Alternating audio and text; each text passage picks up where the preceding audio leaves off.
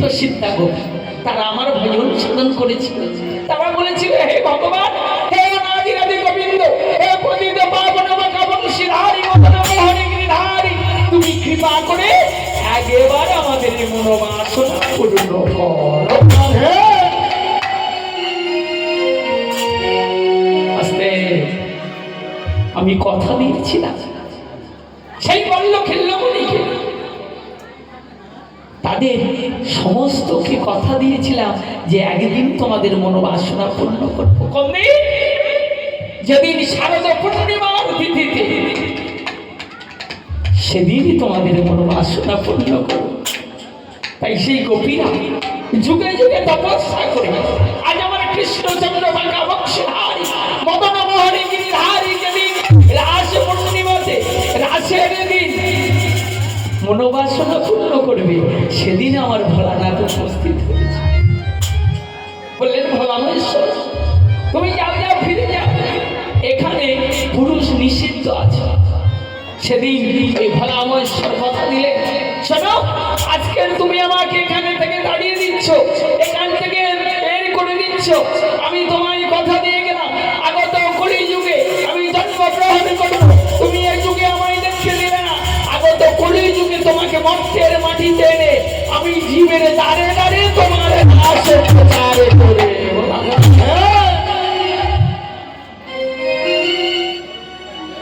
সেদিন ভোলানাথ চলে এসেছে। সেই ভোলানাথ সীতানাথ অদ্বৈত রূপে জন্মগ্রহণ করতে করে মা ভগবানকে ডাকছে, তাকে ডাকছে, কিন্তু ভগবান আর আসে না। ডাকার নিয়মটা কেমন না, 3টি করে তুলসী পত্র ভাসিয়ে দিচ্ছে, 3টি করে তুলসী পত্র ভাসিয়ে দিয়ে আর নয়নের জল ঝরায় না। এইভাবে বৃদ্ধ হয়ে গেল। কিন্তু মা একদিন, 2 দিন, 3 দিন, এইভাবে 1 মাস, 2 বছর, 10 বছর, 20 বছর যাচ্ছে, কিন্তু ঠাকুর আর আসছে না। কিন্তু এদিকে অত্যাচার বেড়ে চলেছে। সাধুনাথ বিনাশায় সদস্যতা ধর্ম সংস্থাপনার্থায় সম্ভবামি যুগে। কিন্তু মা বৈষ্ণবদের টিকিগুলি ছেঁড়া হচ্ছে, তাদেরকে প্রহার করা হচ্ছে, খোল করতালগুলি ভেঙে দেওয়া হচ্ছে। সেদিন অনেক দুঃখ পেয়ে, অনেক প্রহারের সহ্য করার পর 3টি তুলসী পত্র নিয়ে সুরধনী গঙ্গার তীরে ভাসিয়ে নয়নের জলে বক্ষ ভাসিয়ে বললেন, হে দয়া, অনাদিরাদি গোবিন্দ, তুমি বাঁকা বংশীধারী একেবারে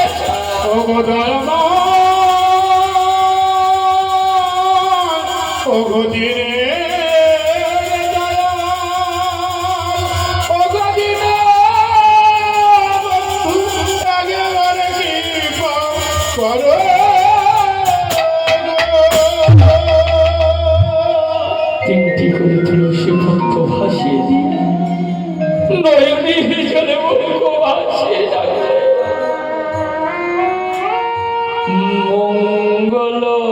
মঙ্গলময় তুমি, তুমি শ্রীমধুসূদন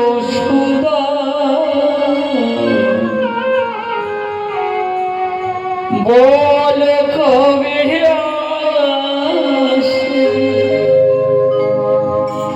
আজের দিব্রজ বৃন্দাবনে আধারো দীপ শিখা তুমি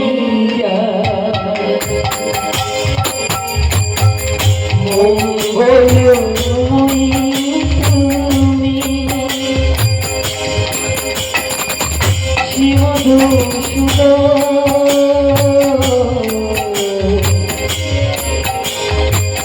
কবে তুমি আসবে গো বৃন্দাবনে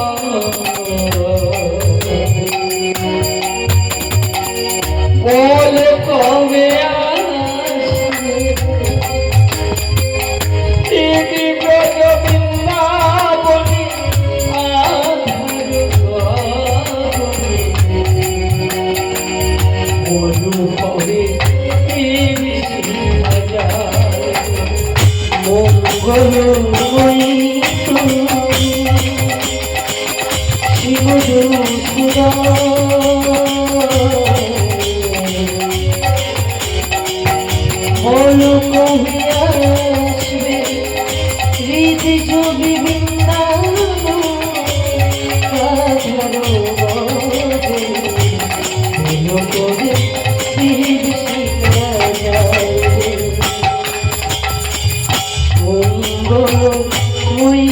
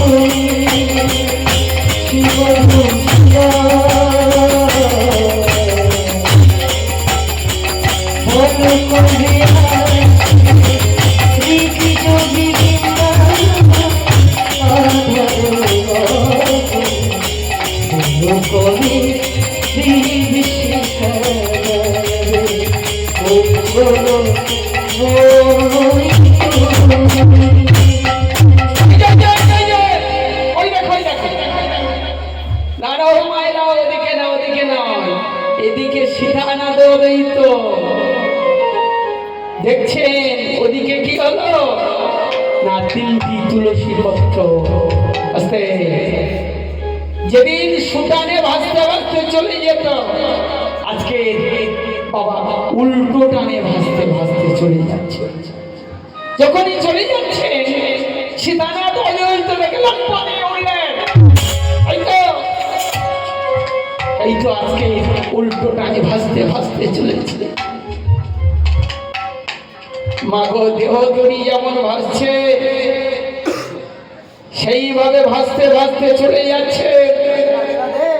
আর সীতানাথ দৈত্য দেখছেন যেন আমার কৃষ্ণচন্দ্র ভাষ্যমান হয়ে উল্টো দিকে চলে যাচ্ছে। তুলসী পত্রগুলো চলেছে, আমার সীতানাথ চলেছে। তুলসী পত্রগুলো চলেছে, সীতানাথ চলেছে। এইভাবে যেতে যেতে ছুটতে ছুটতে চলেছে। আর 3টি তুলসী পত্র গিয়ে পৌঁছালেন কোথায়? পৌঁছে গেলে শচী ঠাকুরানী যেখানে জল তর্পণ করছে সেখানে গিয়ে 3টি তুলসী পত্র মাকে প্রদক্ষিণ করছে, সুন্দর জায়গা খুঁজছে। সীতানাথ অদ্বৈত দাঁড়িয়ে দাঁড়িয়ে অবাক হয়ে গেলে, জগন্নাথের ঘরণী সচি ঠাকুরানী তাকে প্রদক্ষিণ করছে। আর মা যখন ওই চক্ষু মূর্তিত করে অঞ্জলি ভরে জল তর্পণ করছে, মায়ের হস্তের উপরে উঠে আর সেই জলের সঙ্গে তিনি সেবা করেন। এক অপরূপ জ্যোতির প্রকাশ, সেই অপরূপ জ্যোতির প্রকাশ পেয়ে সীতানাথ অদ্বৈত লম্ফ দিয়ে উঠলেন, বললেন ঠিক আছে। আমার এইভাবে দিন যায়, মাস যায়, যেতে যেতে 10 মাস 10 দিন যখন পূর্ণ হলো, আমার সেদিন 3টি তিথি একত্রিত হলো। এই যে আপনারা উলুধ্বনি দিলেন, ভগবান নেমে এলো কোথায় না কথা। যেখানে হয় নাম সংকীর্তন সেটি হয় মধুর আদৌ শ্রী মধুর বৃন্দাবন, যেখানে হয় তুলসী বন সেটি হলো বৃন্দাবন, যেখানে নাম সংকীর্তন আপনাদের মতো ভক্তগণের আগমন সেটি হলো মধুর আদৌ শ্রী মধুর বৃন্দাবন। তাই আপনারা যেভাবে শঙ্খধ্বনি এবং উলুধ্বনি জয়ধ্বনি দিচ্ছেন, এই হরিবাস শক্তি মধুময় বৃন্দাবন হয়ে। তাই যখনই আমার শুভক্ষণে জন্মগ্রহণ করলেন, জয়ধ্বনি আর ওদিকে শঙ্খের ধ্বনি উলুধ্বনি, সেইখানে জন্মগ্রহণের পর সঙ্গে সঙ্গে হলো কি তোরা দেখবি যদি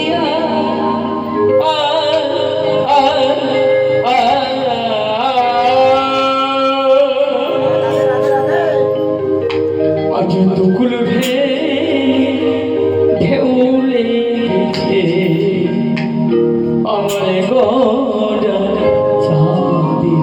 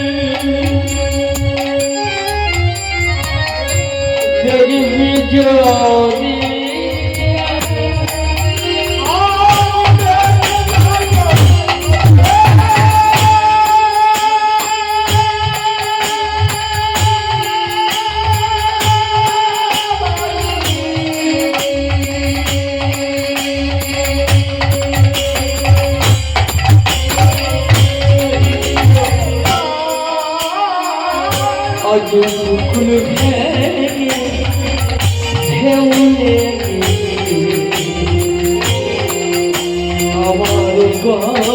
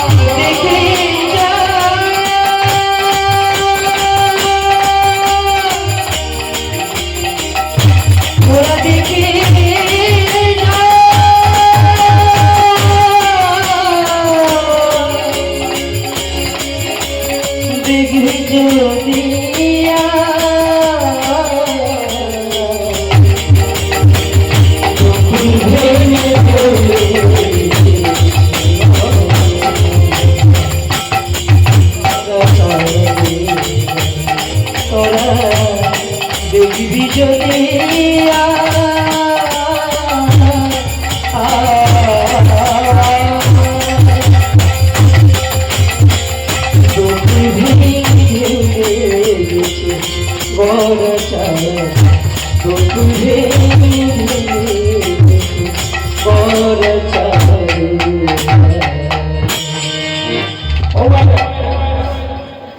তাহলে আমার গৌর সুন্দর নদিয়াতে এসে জন্মগ্রহণ করলেন করে কি করলেন না জন্মগ্রহণ করে তিনি জন্মগ্রহণ করে কি করলেন না নাম আর প্রেম নিয়ে নাম আর প্রেম নিয়ে এলেন সে গৌরাঙ্গ প্রেমে বিলাতে এলো শ্রী গৌরাঙ্গ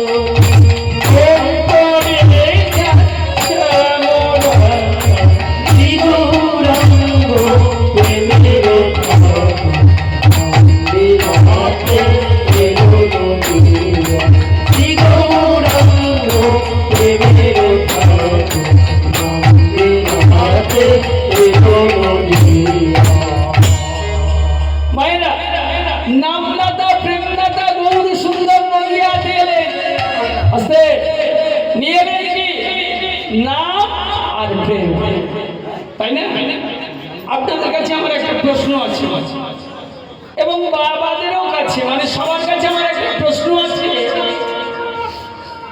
আমাদের গৌর সুন্দর কি নিয়ে এলেন না হরির নামইব কেবলম কলহ নাস্তিব নাস্তিব গতিরান্নাথ রাধে রাধে হরির নাম ছাড়া গতি নাই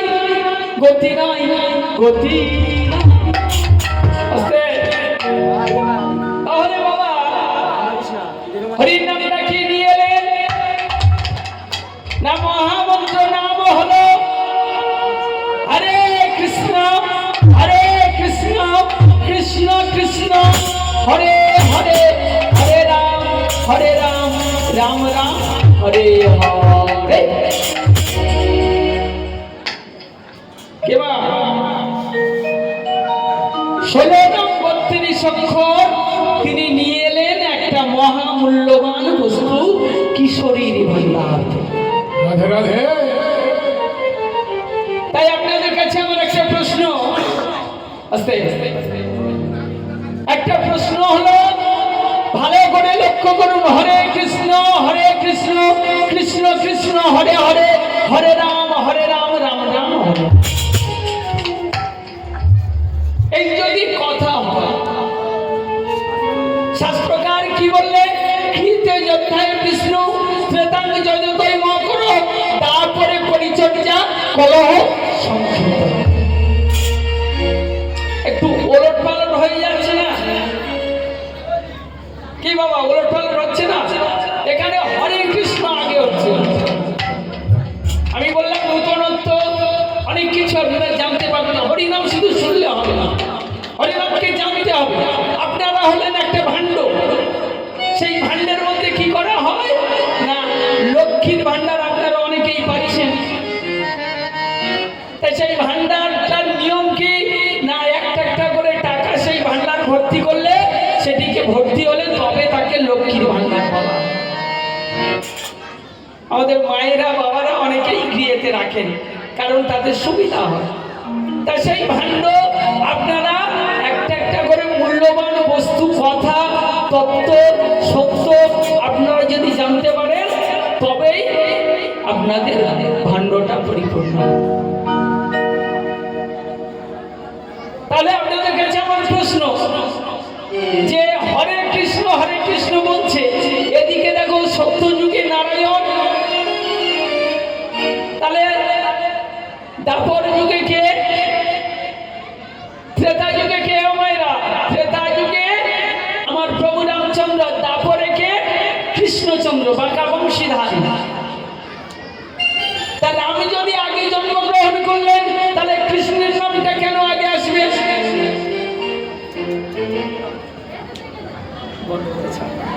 কি খারাপ কথা বলছি মায়েরা? আমি যদি বড়